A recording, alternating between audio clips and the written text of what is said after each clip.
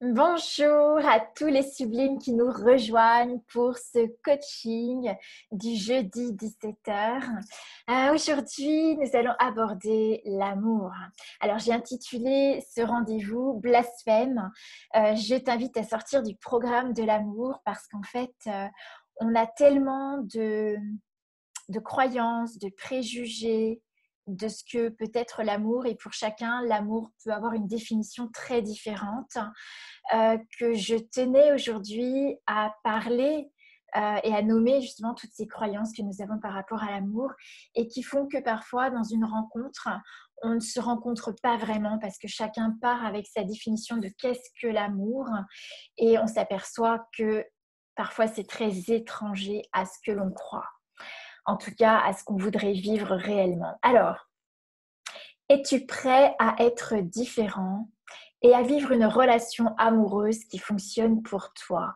Et c'est pourquoi je t'invite ce soir à sortir du programme de l'amour, des croyances que l'on a sur l'amour. Et puis parce qu'on a fait de l'amour dans notre société, puisque ça correspond à notre culture judéo-chrétienne, quelque chose de sacré, quelque chose pratiquement d'inatteignable. Et du coup, on est tellement dans cette mesure, dans cette idée que quelque part, il faut être un Dieu pour pouvoir être l'amour inconditionnel. Et du coup, on cultive cette idée de l'amour inconditionnel que finalement, on se retrouve à se juger, se critiquer lorsqu'on vit des relations et qu'on ne peut pas continuer, ou on s'oblige parfois à vivre et à poursuivre des relations qui ne fonctionnent pas pour nous. Alors, es-tu prête à être différent et à vivre une relation amoureuse qui fonctionne pour toi? Donc, quels sont les jugements que tu as sur toi à propos de la relation?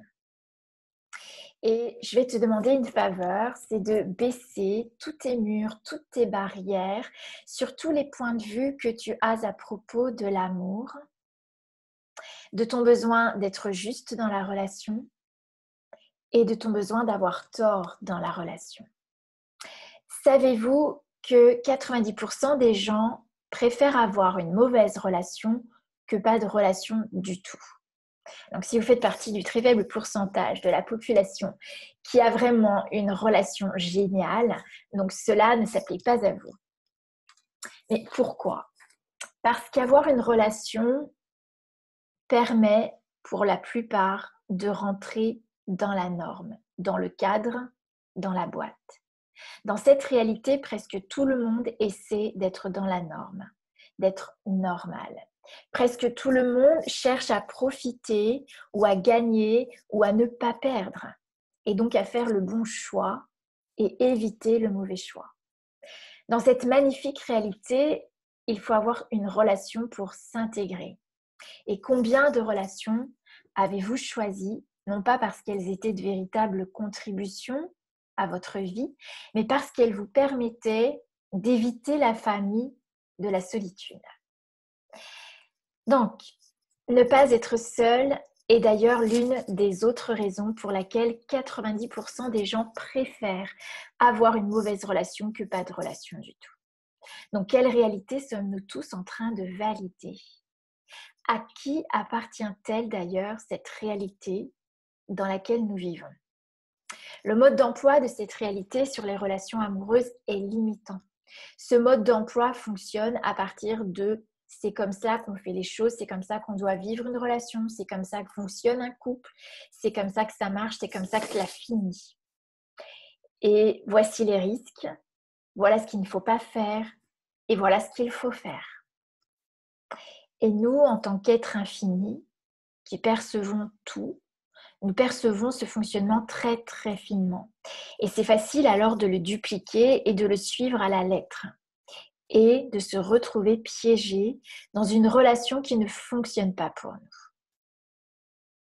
Donc tout ce que nous avons adopté comme étant vrai sur la nécessité d'avoir une relation pour pouvoir nous intégrer, pour pouvoir gagner une place, pour pouvoir se sentir gagnant, pour ne pas être perdant, allons-nous le détruire et le décréer totalement?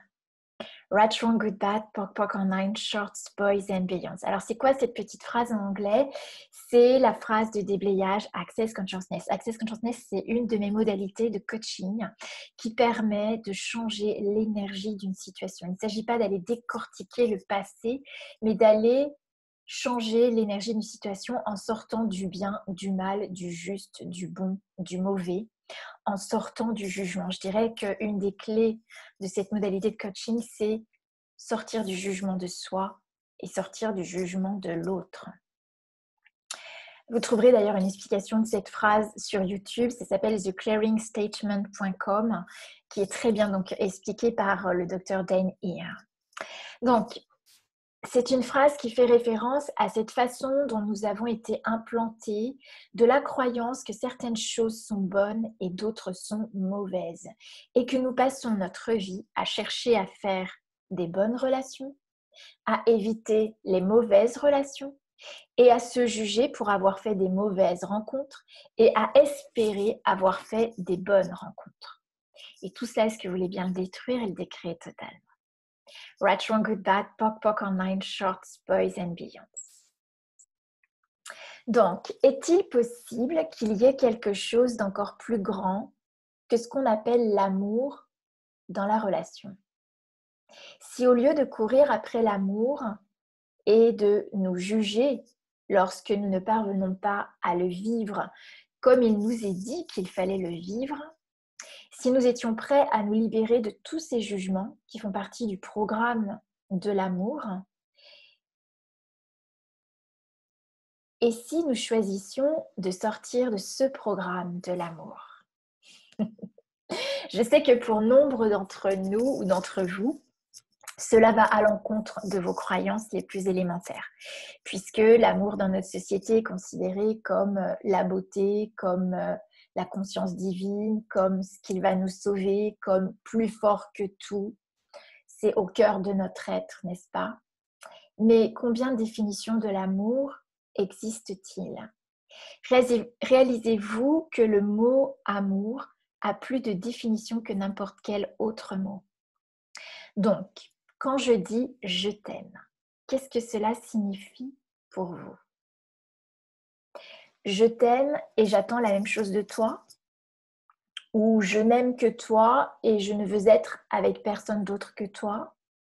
Ou je t'aime et tu ne peux pas aimer d'autres personnes que moi? Ou je t'aime et c'est pour la vie? Déjà, j'imagine que vos corps, quand on dit cela, ça s'ouvre ou ça se referme, ça se contracte ou ça s'ouvre. Pour moi, la plupart du temps, dans toutes ces phrases, c'est ça se contracte, ça devient limitant, l'amour devient limitant. Il y a des conditions ici que l'on met à l'amour ou à la forme que l'on veut donner à l'amour dans notre vie. On peut aimer différentes personnes de manière différente, de façon différente, d'intensité différente. Et est-ce qu'on est obligé de mettre ça dans la boîte ou dans la norme de l'amour?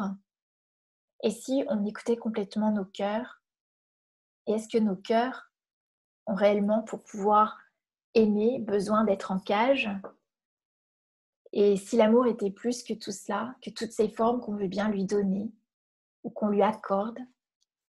Maintenant, est-ce que l'amour veut dire la même chose pour toi?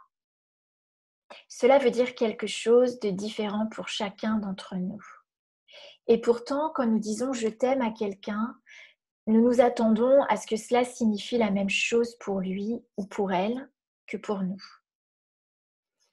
En réalité, les personnes que nous rencontrons ont eu une vie déjà totalement différente de la nôtre auparavant, une éducation différente, des expériences de vie différentes, des expériences relationnelles différentes. Et c'est très souvent une source énorme de confusion, de contrariété, d'insatisfaction, même de désespoir, quand on avance dans la relation et qu'on se rend compte qu'on n'a pas du tout la même signification que de l'autre, de l'amour. Et nous sommes tellement occupés à chercher l'idéal de l'amour, celui qui comblera tous nos manques, qui permettra de réaliser nos rêves. Quand j'aurai rencontré l'homme de ma vie, alors je pourrai enfin être heureuse. nous en arrivons à nier l'autre, les possibles de la relation, et nous reportons tout ce que nous projetons sur l'autre. Et très souvent, on arrive dans un cadre de relation ou un mode de relation où on se retrouve finalement tout seul avec nos mêmes projets, puisqu'en plus de ça, on attend souvent à ce que l'autre devine ce que nous souhaitons, la façon dont nous avons envie d'être aimés, la façon dont on a envie qu'il se comporte avec nous. Et ça nous paraît normal que l'autre devine, alors que si nous mettions, si nous définissions, si nous nommions ce que nous avons vraiment envie et qu'est-ce que l'amour pour nous, et si nous savions en parler, échanger, plutôt que d'avoir peur que l'autre ne nous aime pas et du coup on ne dit rien, on attend qu'il devine pour nous. La plupart du temps, nous ne voyons que ce que nous attendons, ce que nous projetons, ce que nous rêvons de réaliser avec un autre, ce que nous idéalisons. Avez-vous été programmé pour percevoir l'amour comme l'ultime possibilité pour incarner vos rêves ? Vous imaginez le pouvoir que vous donnez à l'amour ou à l'autre dans ces conditions ? C'est pourquoi je vous invite à sortir du programme de l'amour, parce que l'amour est devenu, dans toutes ses significations, ses définitions qu'a formé notre société, un véritable conditionnement qui nous sépare de nous. Un programme conçu pour que nous cherchions une possibilité en dehors de nous-mêmes d'être heureux. Il est impossible de créer ce que l'amour est supposé créer de cette manière.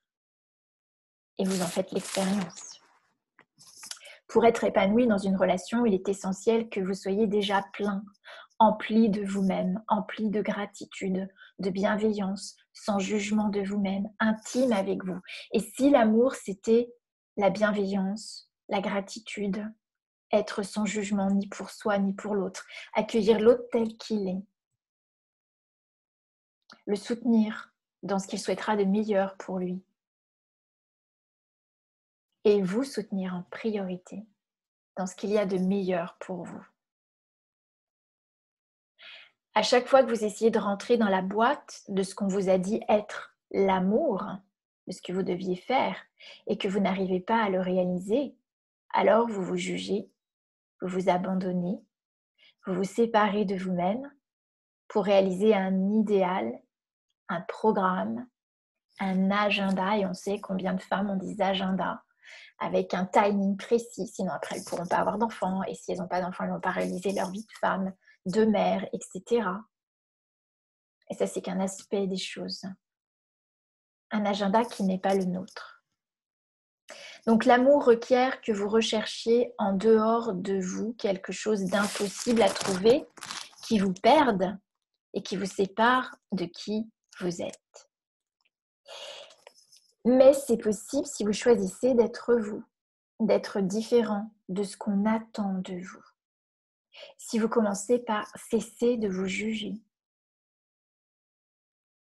Le programme de l'amour de cette réalité ne crée pas l'intimité, il crée des jugements.